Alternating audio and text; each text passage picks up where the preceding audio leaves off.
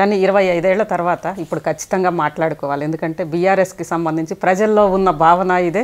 జనరల్గా అందరూ కూడా అనుకుంటోంది ఇదే. బీఆర్ఎస్కి ఈరోజు ప్రధానమైన ఛాలెంజ్ అధికార పార్టీనో ఇంకొకటో కాదు, ఫ్యామిలీకి సంబంధించి.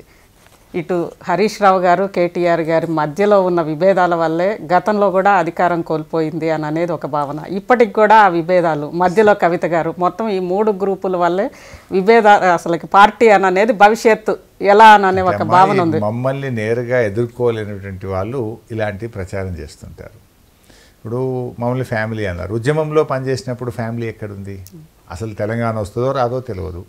తెలంగాణ వస్తే బీఆర్ఎస్ ప్రభుత్వం వస్తుందో రాదో తెలియదు.